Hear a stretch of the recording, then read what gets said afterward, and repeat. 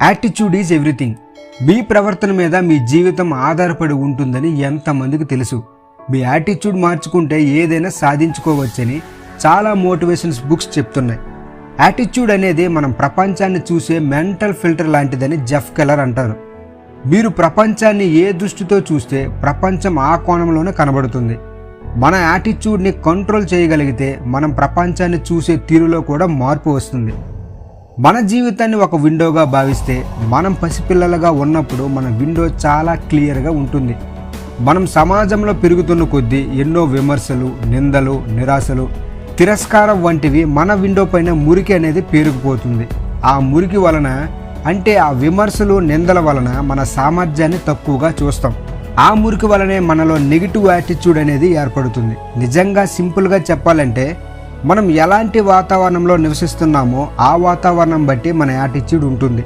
మన యాటిట్యూడ్ని మనం కంట్రోల్ చేయగలిగితే మన లైఫ్ అద్భుతంగా ఉంటుంది. Key to success. ఎందుకు అసలు కొంతమంది సక్సెస్ అయ్యి చాలామంది ఫెయిల్ అవుతారు?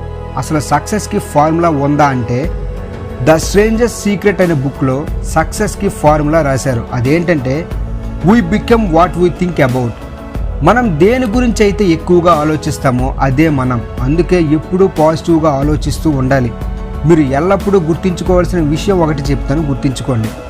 పాజిటివ్ థాట్స్ అనేవి సక్సెస్ని ఓవర్ నైట్లో తీసుకురాకపోవచ్చు, కానీ మీ మీద మీకు నమ్మకం కలిగి ఇవే పాజిటివ్ థాట్స్ని మెయింటైన్ చేస్తే సక్సెస్ శిఖరాగ్రాన్ని తక్కువ సమయంలో చేరుతారని బలంగా చెప్పగలను.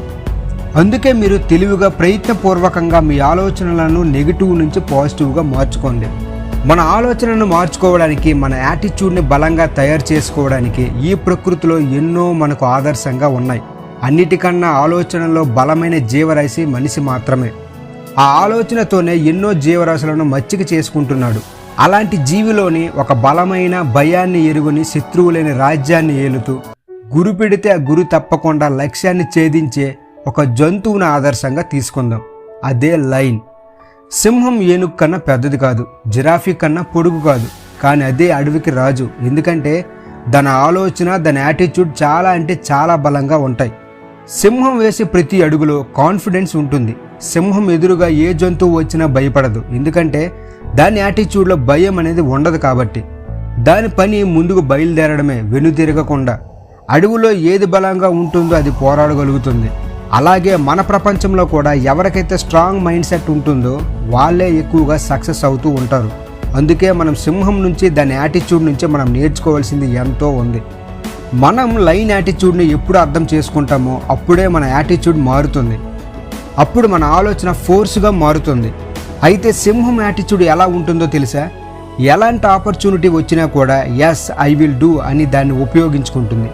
ఈ హ్యాబిట్ మీలో ఉందా? ఐ విల్ డూ అని మీరు ప్రయత్నిస్తున్నారా అన్నది మీలో ఉంది. సింహం ఎప్పుడూ ఒకరిని ఫాలో అవ్వదు. దాని పని దానిదే. దాని వేలో ఎప్పుడూ పోతూ ఉంటుంది. అది గర్జించే గర్జనకు అడవిలో మోత మోగాల్సిందే. ఎందుకంటే ఆ గర్జనలో అందరిని భయపెట్టే కాన్ఫిడెన్స్ ఉంది కాబట్టి. ఆ గర్జనకు వైబ్రేషన్స్ ఉన్నాయి కాబట్టి. మరి మీరు ఎలా ఉండాలనుకుంటున్నారు? Are you lion or a sheep? జంతువులకు మనకు ఉండే తేడా ఏంటంటే ఆలోచించే మైండ్. జంతువులకు మైండ్ ఉంది, కానీ అవి వాటి మైండ్ సెట్ని మార్చుకోలేవు. కానీ మనం మనుషులం, మనం మార్చుకోగలం. మనకు తెలివి ఉంది, ఆలోచన ఉంది. ఎలా అయినా మనల్ని మనం రూపుదిద్దుకోగలం. మనం మన యాటిట్యూడ్ని సింహాన్ని చూసి మార్చుకోవచ్చు.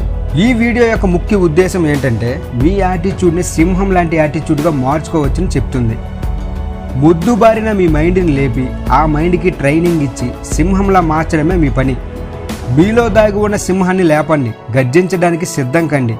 సింహంలో ఉండేవి సాహసం, బలం, ధైర్యం, నమ్మకం, నాయకత్వం. ఈ గుణాలన్నీ మీలో ఉంటే మీరు అనుకున్నది సాధించడం చాలా సులభతరం అవుతుంది. మీ గురించి మీరు ఏమనుకుంటున్నారో, మీ లోపల మీరు ఎలా అయితే ఫీల్ అవుతున్నారో అదే మీ భవిష్యత్తును మార్చేస్తుంది. మీరు ఒక మాట గుర్తుంచుకోవాలి, సింహం కింద పడి లేచిన సింహం సింహమే అని. పడింది కదా అని సింహం అక్కడే ఉండిపోదు.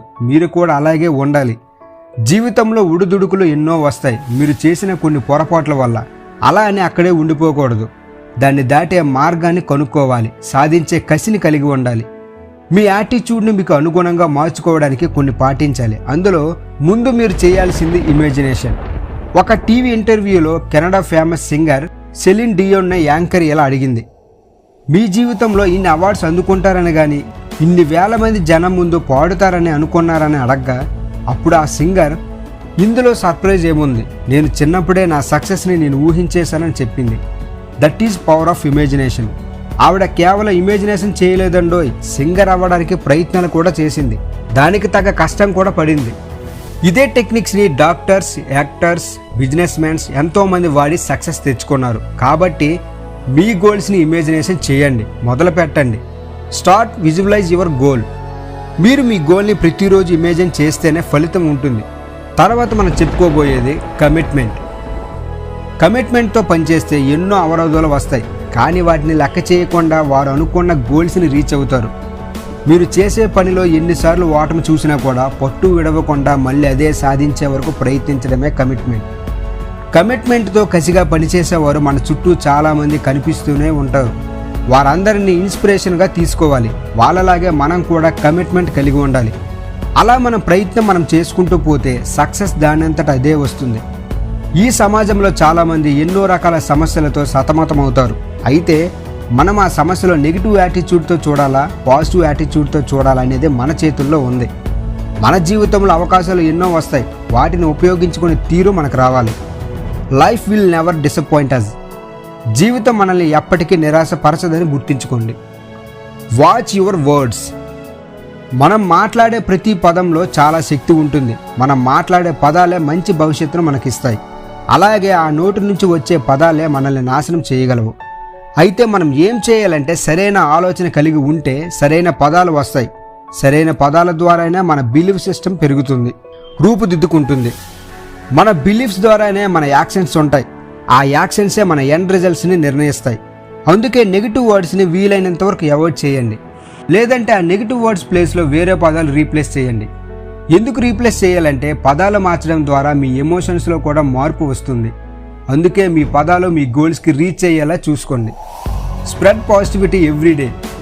ఎవరైనా ఎలా ఉన్నారంటే చాలామంది పర్వాలేదు బాగున్నా అంటారు, ఇంకొంతమంది ఏదో అలా ఉన్నాను అంటారు, కొంతమంది మాత్రమే సూపర్గా ఎక్సలెంట్గా ఉన్నా అంటారు. మీరు ఎప్పుడూ పాజిటివ్గా రిప్లై ఇవ్వాలి.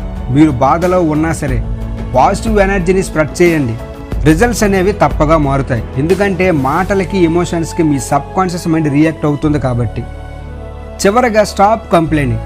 చాలామంది సాకులు చెప్తారు, నాకు మనీ లేదు, నాకు ఇల్లు లేదు, నాకు జాబు లేదని. ఇలా కంప్లైంట్ చేస్తూ ఉంటారు. ఇలా కంప్లైంట్ చేస్తే చాలా విధాలుగా మీరు నష్టపోతారు.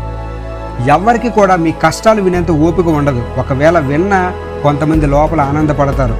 మీరు అలా కంప్లైంట్ చేయడం వల్ల బాధ పెరుగుతుంది తప్ప తగ్గదు. అలాగే కంప్లైంట్ చేయడం వల్ల మీరు పాజిటివ్గా ఆలోచించలేరు. ఇలా మీ బాధలు తలుచుకుంటూ బాధపడే బదులు మీకు జరిగిన మంచి విషయాలు గుర్తు చేసుకోండి, అంతా మంచే జరుగుతుంది. మన యాటిట్యూడ్లో మార్పు రావాలంటే మన సర్కిల్ కూడా మంచిగానే ఉండాలి. మంచి స్నేహితులు మీ మైండ్ని మారిస్తే చెడు స్నేహితులు మీ మైండ్ని చెరిపి జీవితాన్ని నాశనం చేస్తారు. 100 మంది చెడ్డ స్నేహితుల వల్ల మీకు ఒరిగేది ఏం లేదు. అంతా ఒక్క మంచి స్నేహితుడి వల్ల మాత్రమే మీ జీవితంలో మార్పు చోటు చేసుకుంటుంది. మంచి ప్రవర్తన చనిపోయిన తర్వాత కూడా మంచి పేరుని సంపాదించి పెడుతుంది.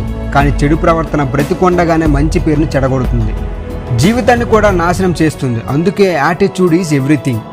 యాటిట్యూడ్ని సరిచేసుకోండి. మీ జీవితంలో ఏం సాధించాలనుకుంటున్నారో దాన్ని సులభంగా సాధించండి.